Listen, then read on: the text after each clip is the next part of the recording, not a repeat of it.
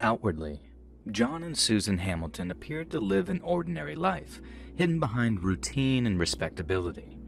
But beneath the surface, something was quietly unraveling. When violence finally emerged, it revealed a chilling truth, that the greatest danger was not a stranger in the dark, but a presence long ignored within the home. The case left behind a lingering unease, a reminder that some horrors wear familiar faces. Listen to the full story over on my true crime channel, Saturn Soul, linked down below. Now enjoy the stories.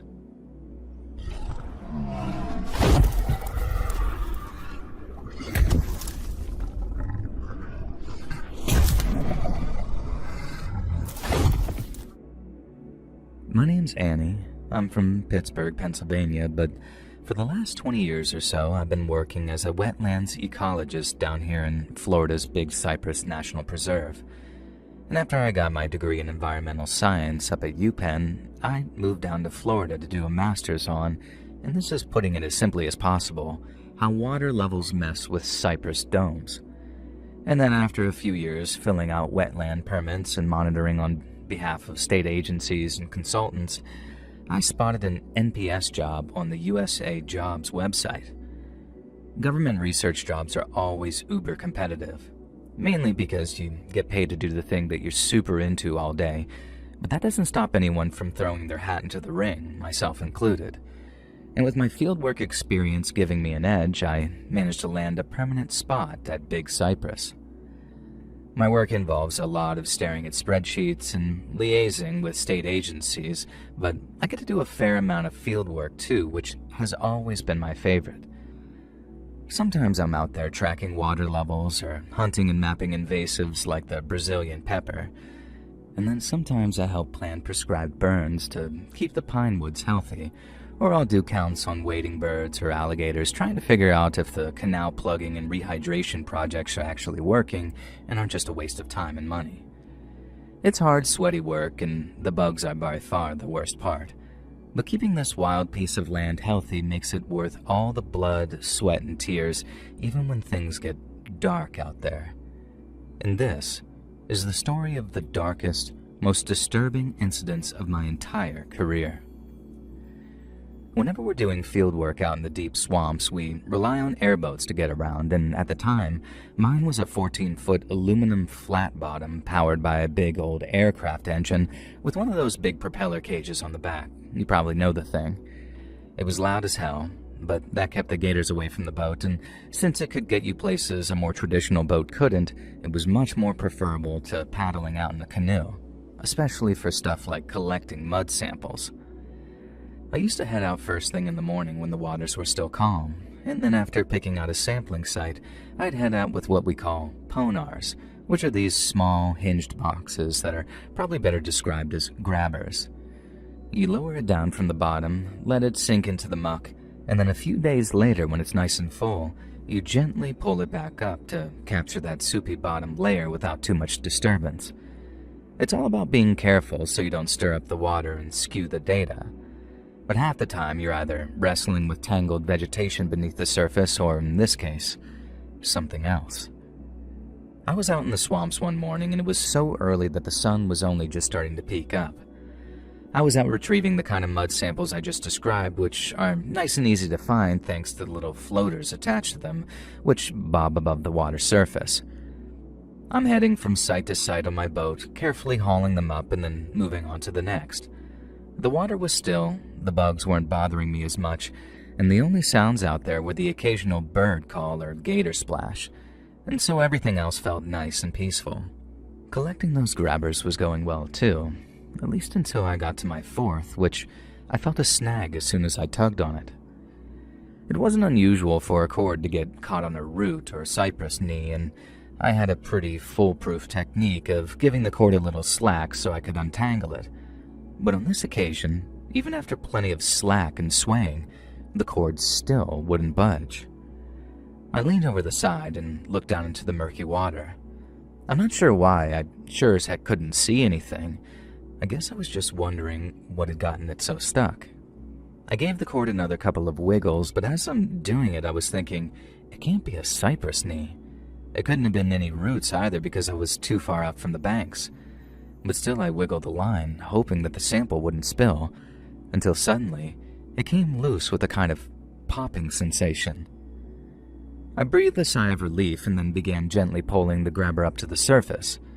I pulled, and I pulled, expecting to see the box appear at any moment, but something bigger appeared first and floated right to the surface in front of me.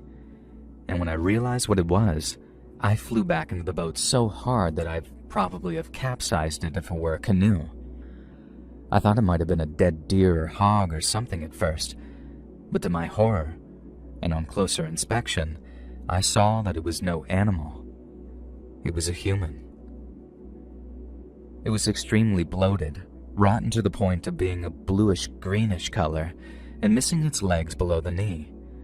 But even with all that decay, I could tell from its size that the corpse had belonged to a child of approximately 6 to 8 years old. Thanks to the gators, fishes, and turtles that had been eating away at it, the damage and decay were so extensive that I couldn't tell if it was a little boy or a little girl. And the skin looked like it was sliding off in places, and in others, what remained of its flesh was so infested with bugs that it literally looked like it was moving.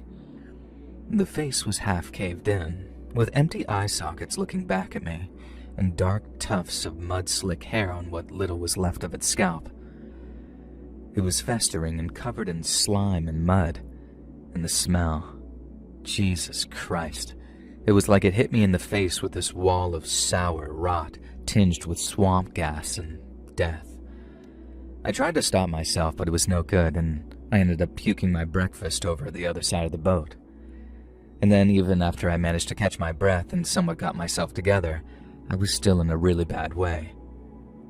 I should have called it right there, but I'd never seen a dead body before, let alone one belonging to a child. And so I guess I kind of lost my mind for a minute or two, because all I wanted to do was to get the hell away from that body no matter what. I drove the boat back to the dock, tied her up, and then walked straight to my car and drove home still in shock. And it was only once that I'd taken my second shower to try and get the stink off of me that I realized that it was all in my head, and I burst into tears. And by that I mean the smell was all in my head. Like I thought that I could still smell the rot, but it was just kind of the trauma talking, if that makes sense, or almost an echo of it or something. Once I pulled myself together, I toweled off and called the cops to let them know what I'd found. I was able to give the exact location too, because I dropped the grabber's cord and left the floater at the surface again, so it wouldn't be hard for them to find. A deputy I spoke to said to expect a phone call, and then the next day I got one. I ended up driving over to Everglades City to this missing persons detective who turned out to be this no-nonsense kind of guy who grilled me on all the details. He asked if I remembered any scraps of clothing, jewelry, or distinctive marks that they could use to ID the kid, but nothing stuck out to me. All I could remember was that rotten, stinking, bluish-green flesh and the god-awful smell that seemed like it was burned into my brain. And me and the detective kept in touch for a little while.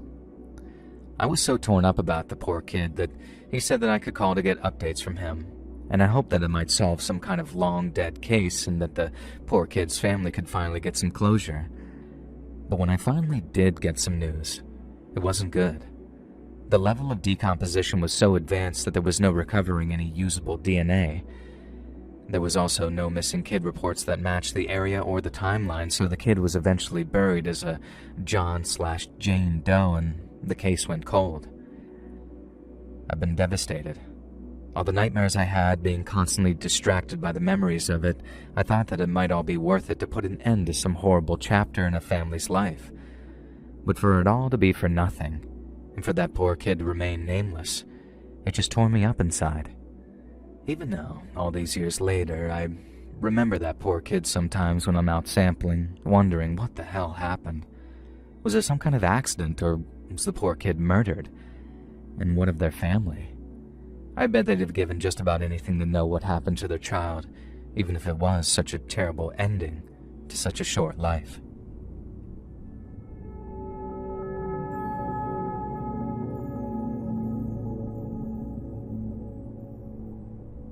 My grandpa was born just under 100 years ago back in 1927 when Canton was still a major stop at the Mississippi Central Railroad. He and his family lived on a little plot just off the square where they could hear those trains rolling day and night. My great-grandpa Job made money loading and unloading railroad wagons, and it made him a good living for a while.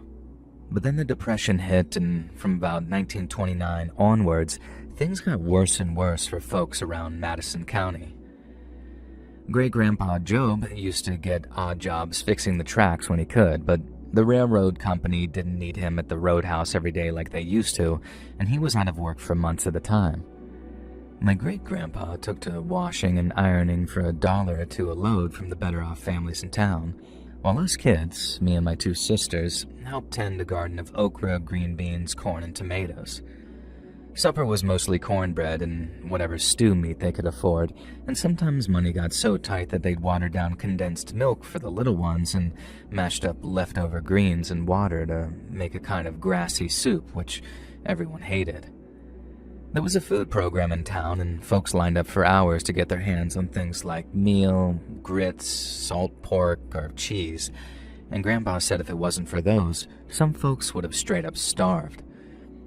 Grandpa said he remembered how summers used to be fun, but by 1936, they were all about chores. He and his sisters used to chop cotton, pick berries, or help neighbors around their home for a nickel or 2 apiece. At least the neighbors who hadn't already moved over to Jackson to seek better opportunities. People started leaving, the town started dying, and it might have even snuffed out the town altogether if it wasn't for the silver linings that World War II brought. It probably sounds pretty dark, but the worst war in human history made a lot of folks a lot of money. Not least the fighting-age men around Madison County who were itching to get back at the Japanese with Uncle Sam lining their pockets. The railroads were busier than ever, and for a while my grandpa got to work shifts with his dad, loading and unloading railroad cars down at the roadhouse. And it seemed like things were finally starting to look up. But right as they were, some really sinister stuff started happening around town. It started when a whole bunch of German prisoners of war got moved into a place called Camp Clinton just south of town. Grandpa said that there were about 3,000 POWs in total, and he'd sometimes see them working farms or resurfacing roads while under armed guard. People whispered about them, said they were dangerous, and that if they ever broke out somehow, that they might descend on Canton and wreak murder. And I guess people were just scared is all, because there was never any mass breakout attempt down at the camp. But 2 soldiers did manage to escape, and when they did, there was major panic. There were American soldiers searching all over the country, and Grandpa said he remembered them driving around Canton at night, driving jeeps with searchlights attached to the backs instead of machine guns. They searched section by section, eliminating areas and closing in on the escapees until there was only one place they hadn't searched: the swamps out near the Pearl River, just north of the reservoir. Grandpa said it really spooked folks around town because despite the fact that there was no other place the POWs could possibly be, a thorough search of the whole damn swamp didn't turn up a single trace of either escaped prisoner. Soldiers were heard saying how it was like the 2 Germans had disappeared without a trace, and that they might have gotten themselves eaten by gators after wading through the wrong patch of water at night. But that wasn't the only thing that had people around Canton spooked. Some of the guards from Camp Clinton used to head into Canton to buy cigarettes or candy, or to sink a few beers at one of the bars when they were off duty. Now one night, a couple of soldiers were in a bar around closing time when they started telling the bartender about something they saw out in the swamp. They were out doing some kind of nighttime search for the 2 Germans, trying to catch them on the move when they thought it was safe to do so. And then as they'd been paddling up and down in the dark, keeping their eyes and ears peeled for any sign of escapees, one of them saw something which turned their blood to ice. 3 ghostly spirits seemed to hover on a nearby bank for a moment, causing one of the soldiers to gasp. He pointed them out to his fellow soldiers, but by the time they'd shown their big searchlight on them, the group of pale figures had disappeared. Apparently the soldier's 2 friends believed his imagination had just gotten the better of him, and they poked fun at him for being such a scaredy cat. But the soldier was adamant that he hadn't imagined anything. And I guess the bartender must have emphasized that in his retelling because rumors started going around town that the swamps were haunted.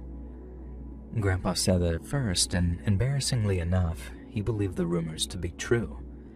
He was 15, but while he was old enough to work and take care of things around the house, his imagination was still ripe enough for a story like that to take root. After all, those POWs were two hardened veterans of the Africa Corps.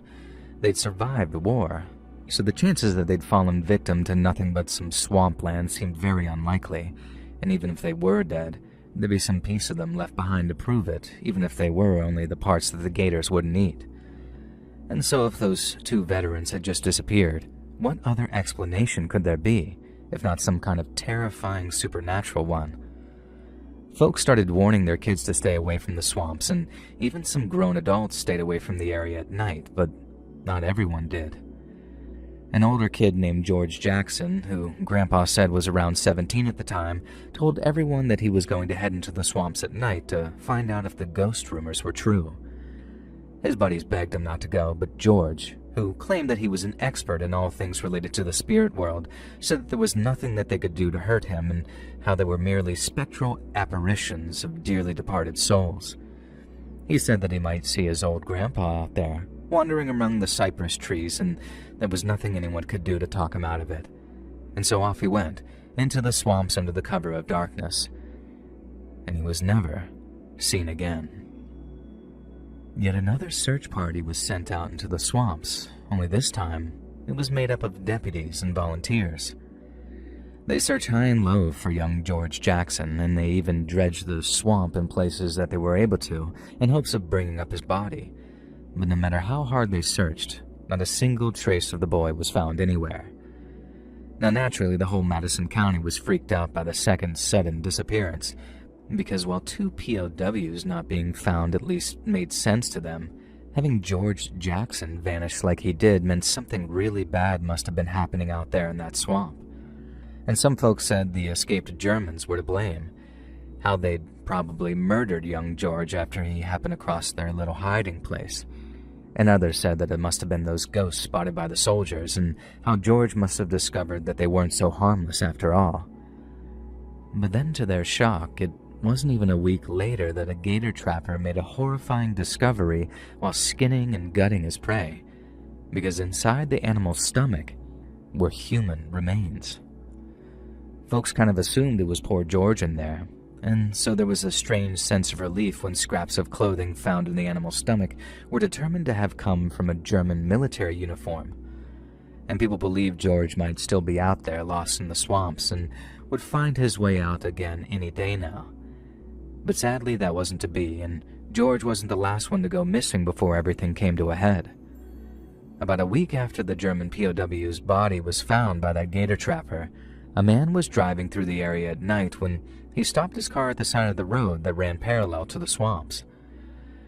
No one knew for sure why he stopped, whether it was for a bathroom break or to check his tires or something.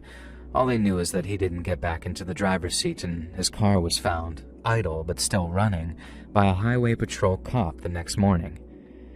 There was a brief search of the area, with sheriff's deputies patrolling the water's edge with their shotguns in hand, but none strayed too deep into the swamps, not even during daylight hours, because by then there was no doubt. A very dark and dangerous affliction had befallen Madison County's cypress swamps, and no one wanted to be its next victim. But unfortunately for one person, they found themselves in the very unenviable position of being just that, the next potential victim. Waylon Jones was in his 20s at the time, and thanks to a medical condition, had been rejected from joining the military and serving overseas.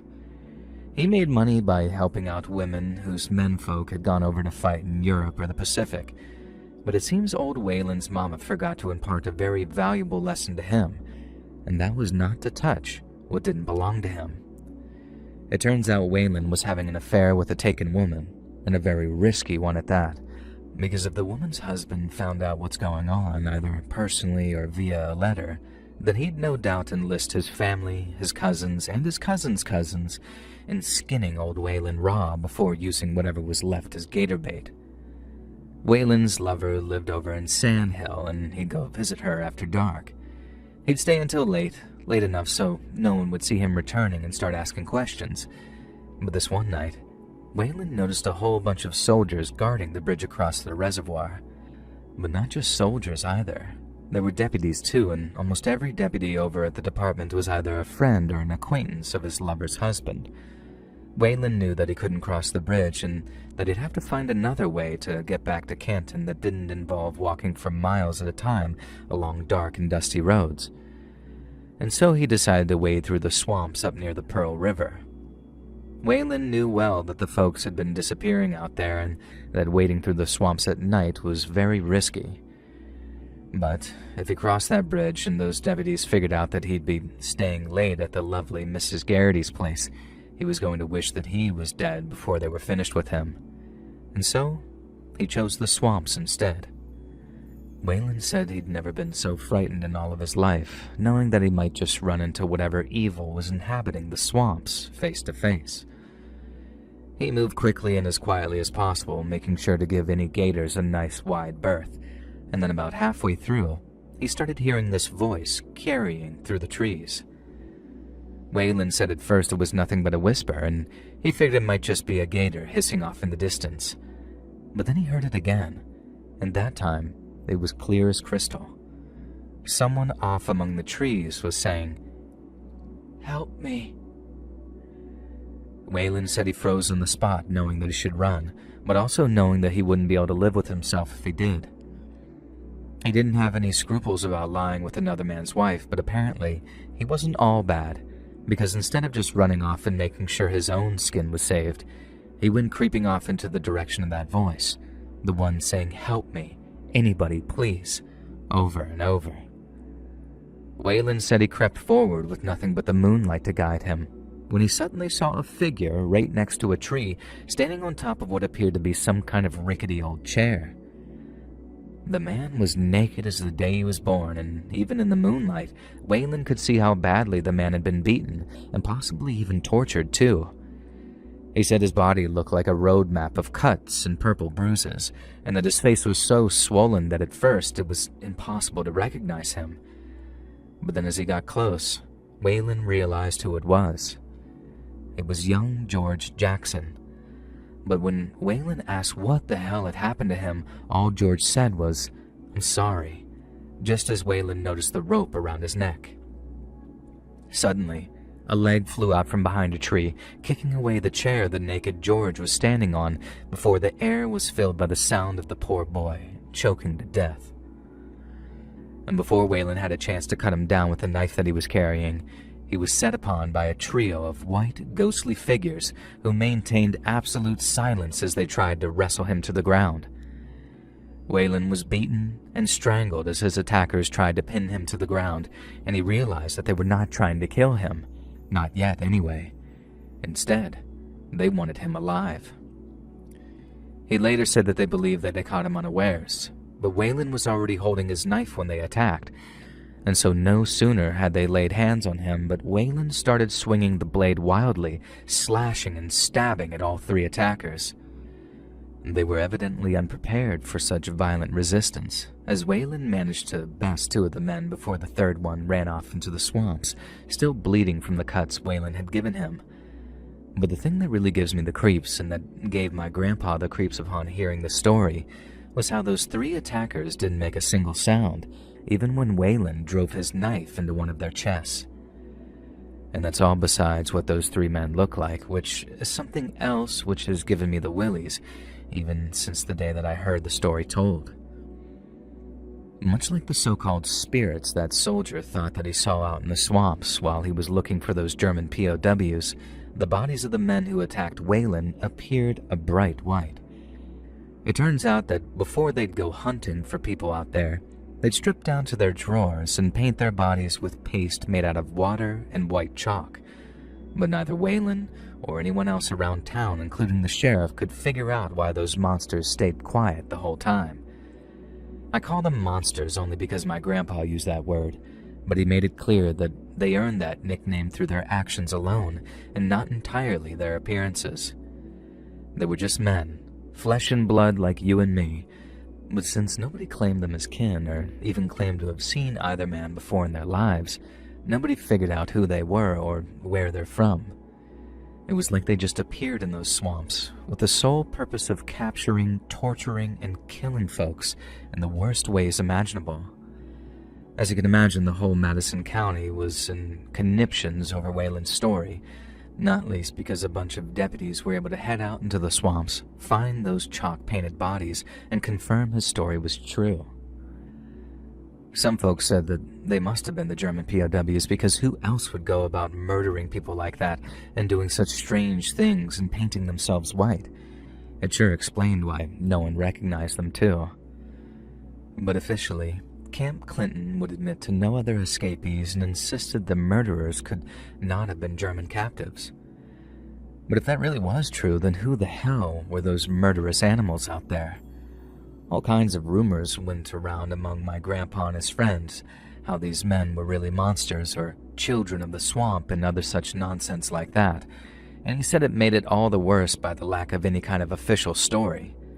Now this was way back during the war, so the Office of Censorship was in full effect. They'd already sent letters around to every newspaper in the country advising them to keep their stories positive or face closure. And this meant the editor of the Madison County Herald didn't dare print the story of what happened out in the swamps or the stories of the folks who went missing. And that meant that no one really knew what happened out there for many years, till the Office of Censorship closed at the end of the war, and people were able to piece together what had happened, my grandpa included. Grandpa ended up moving away from Mississippi to seek his fortune elsewhere.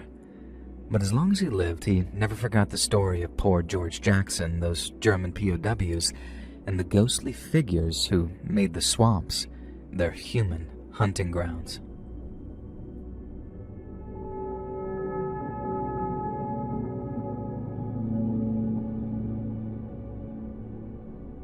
My great-grandma Velda grew up in Plaquemines Parish, Louisiana, and let me tell you, she lived one hell of a life. She was born in 1901, a week after the August hurricane, and her mother called her a miracle baby and said the only reason God saw fit for her survival was to give birth to the most beautiful baby that had ever been born, save for Jesus, of course. And when she was 4, she survived the yellow fever epidemic that killed hundreds, if not thousands of people, and once again, her mama called her a miracle baby because the fever didn't take any of her family. Naturally, Grandma Velma had no memory of all that, but she did remember the Grand Isle and New Orleans hurricanes that hit when she was 8 and 14, respectively. And then came World War I and the Spanish flu, which killed almost 3,500 people in New Orleans alone. She survived the floods, the droughts, the depression, and lived through a whole bunch more wars, and she had plenty of good stories to tell. But perhaps the most memorable she ever told me was one from Prohibition times, when moonshiners and bootlegging rackets were all over the Louisiana coast. Back then, life was really hard for people in the belly of the bayou. Early mornings meant 5 a.m. in the summertime, 6 a.m. in winter, with cockerel cries and yells of Allen's boo from Cajun mothers. Folks were poor too, really poor, so Grandma Velda used to go out on pirogues with her older brother, trapping muskrat or hauling in redfish and speckled trout while their daddy was at work. Now folks mightn't have had much money, but they still wanted to party, so there was a rich tradition of brewing up homemade wine or straight up moonshine so people could have something to drink while they danced and fiddled till dawn. But then Prohibition hit, and when the moonshiners moved their operations out into the bayou, the Bureau of Prohibition followed them, and then what followed was a bloody game of cat and mouse.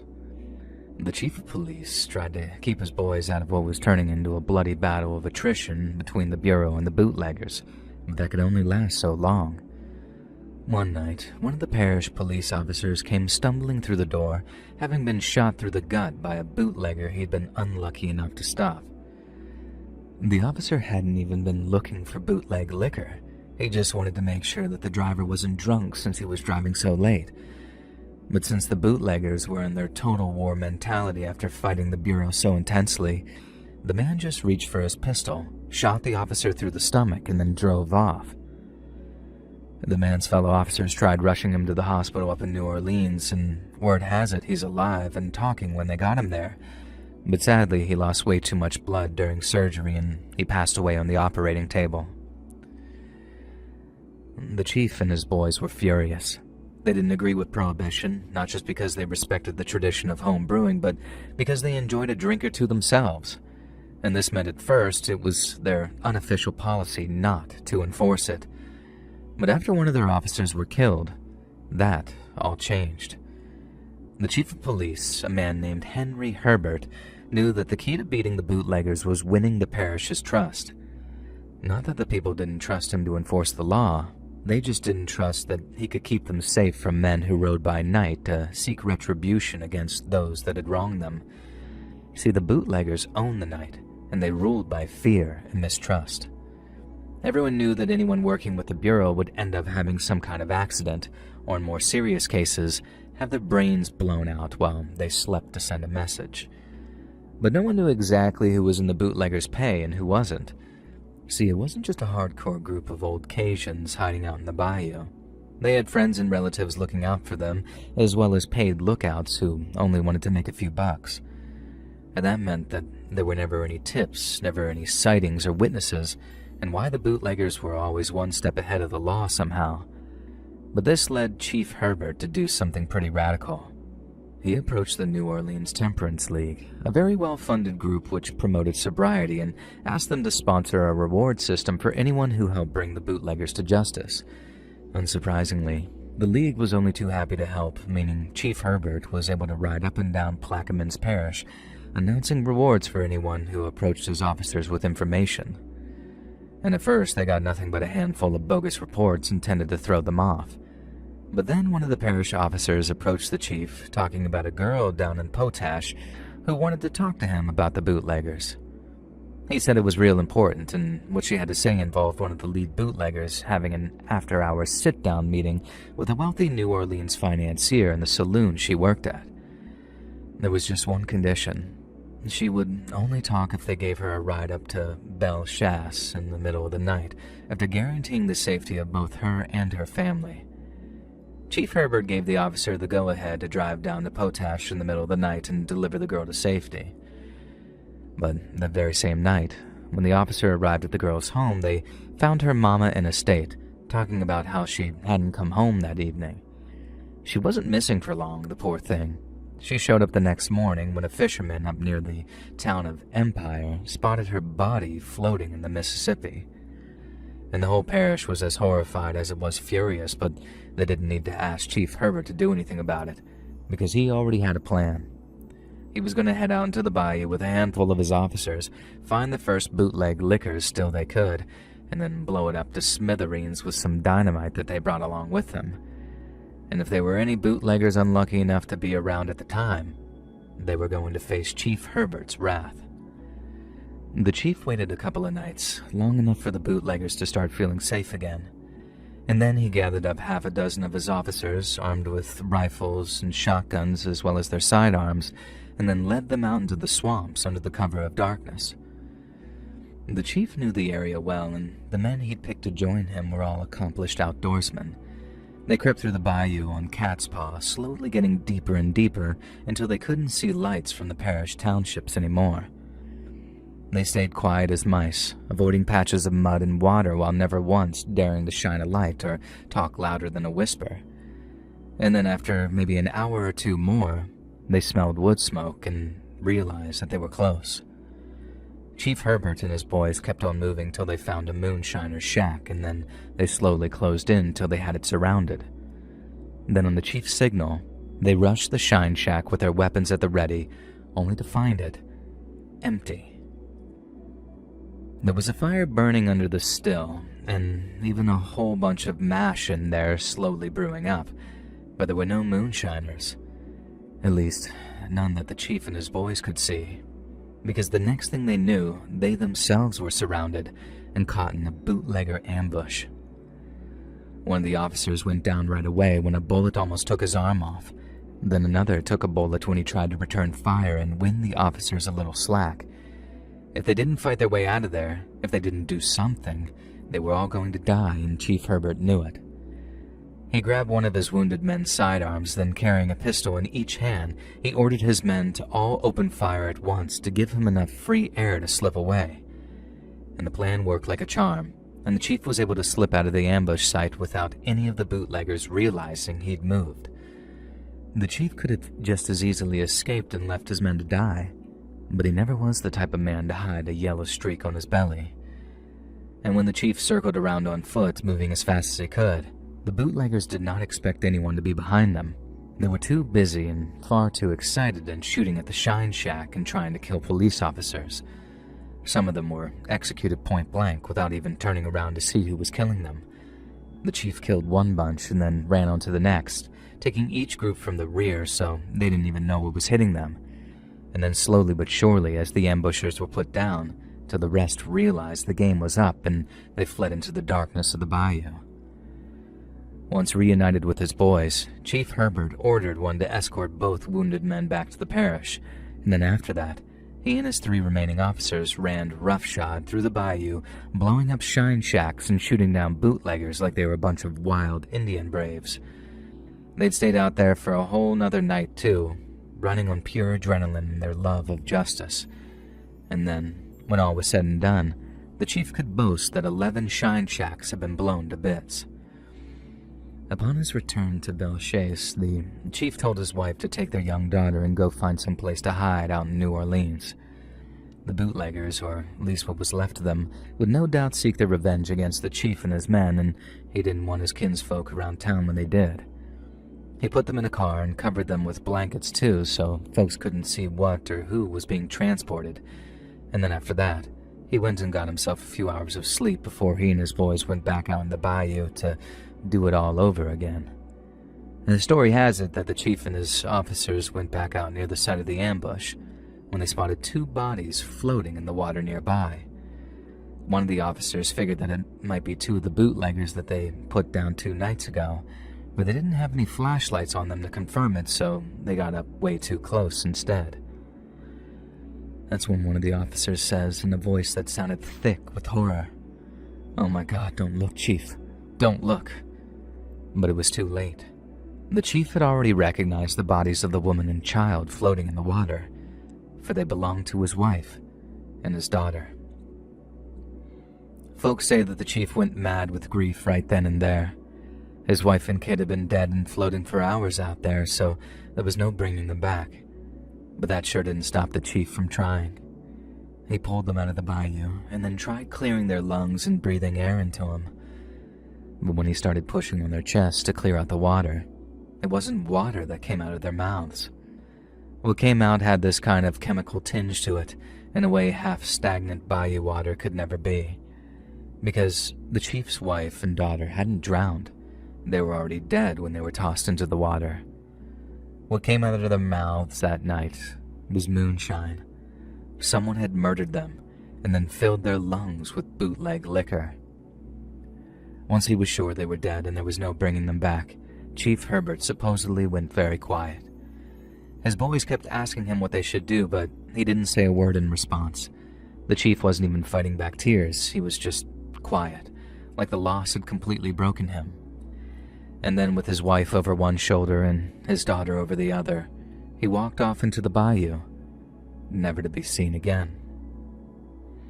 No one ever saw him out there, but folks knew that the chief was out in the bayou still hunting down bootleggers. You'd see the smoke trails in the morning rising up from the thicker parts of the swamp, and you'd know that he'd been busy. They'd find the bodies too, bodies of bootleggers that had been tortured to death. They'd be missing their scalps, their noses, and sometimes their whole jaws had been ripped out.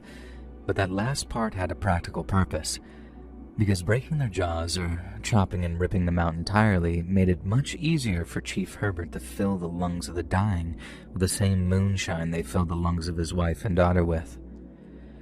The killing and burning continued for a few weeks, and all the while, people would be heading out into the bayou trying to find him and bring him home. But old Chief Herbert was never found, and the only thing folks would find was the evidence of his blood-soaked work.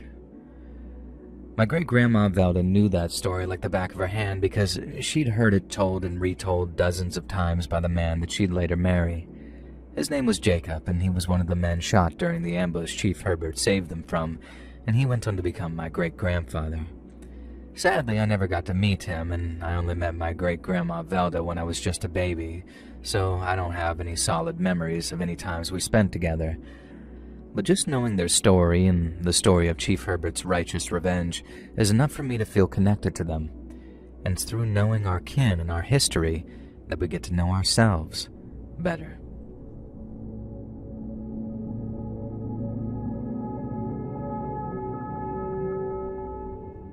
Hey, let's read. Big fan. I think I got a fishing story of mine that you might enjoy. And I know fishing ain't exactly the scariest of subjects outright, but I promise you, this one's got some bite to it.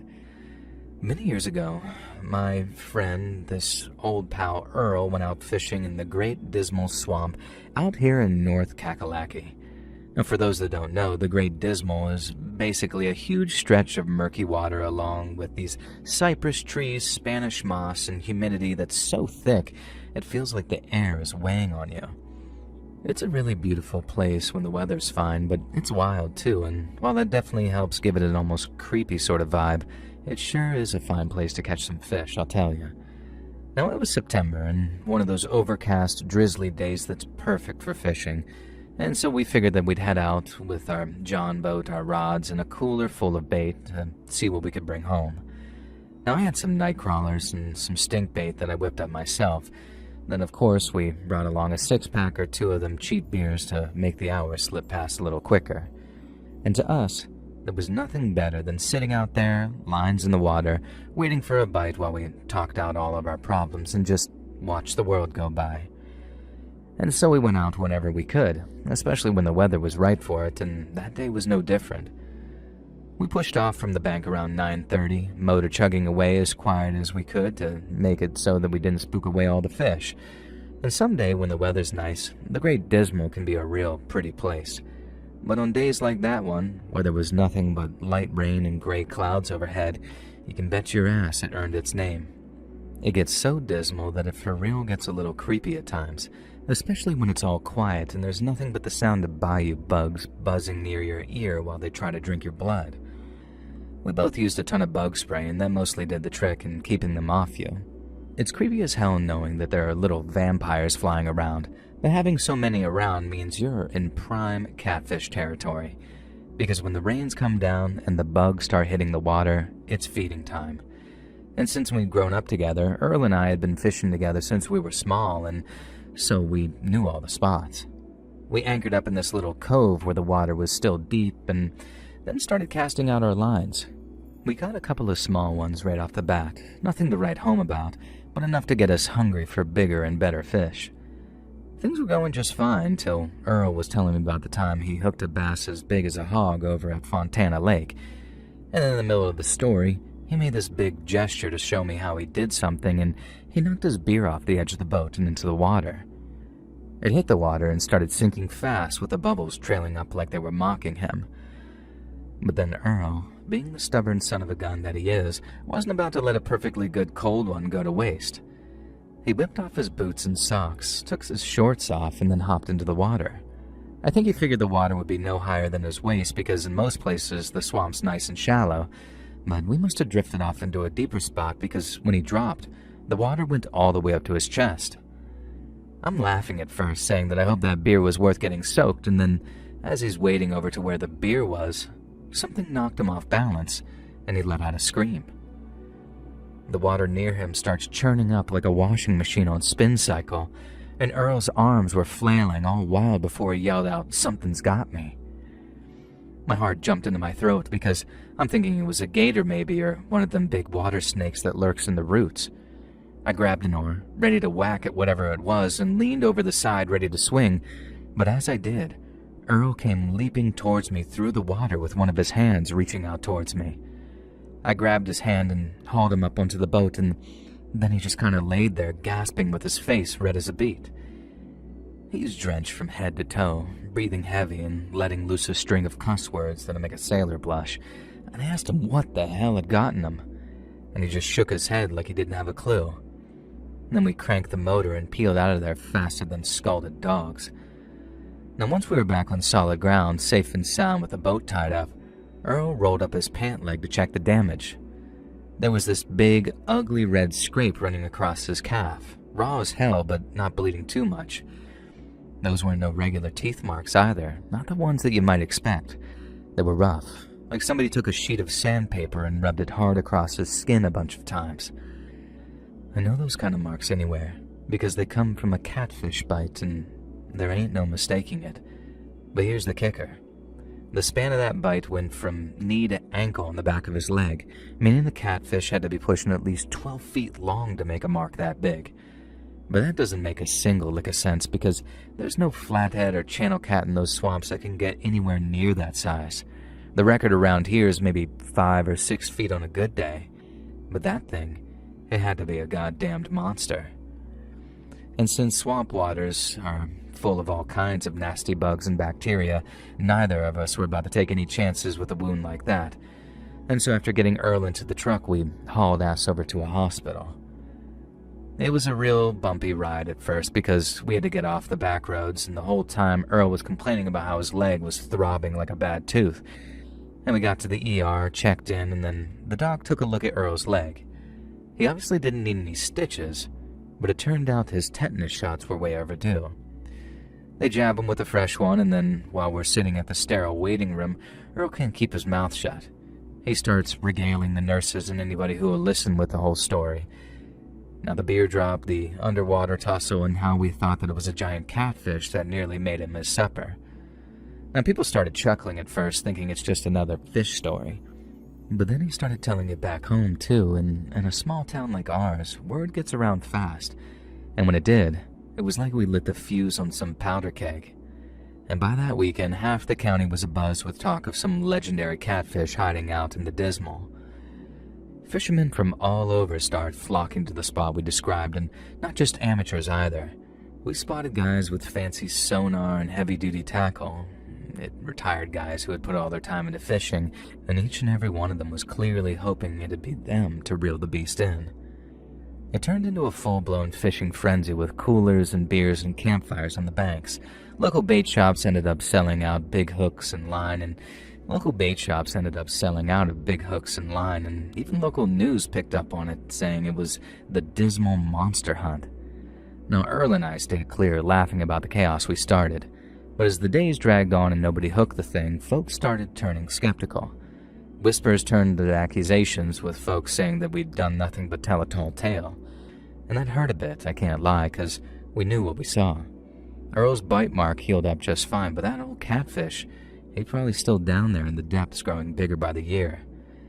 Those things can live 80 years easy, some say even longer, and so one day, mark my words, somebody's gonna cross paths with it again.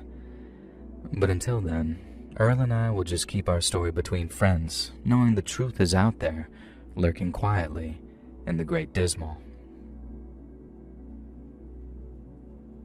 Hey friends, thanks for listening. Click that notification bell to be alerted of all future narrations.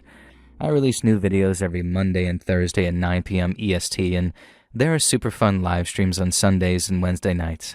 If you got a story, be sure to submit them over to my email at letsreadsubmissions@gmail.com, and you might even hear your story featured on the next one. And if you want to support me even more, grab early access to all future narrations and bonus content over on Patreon, or click that big join button to hear about the extra perks for members of the channel.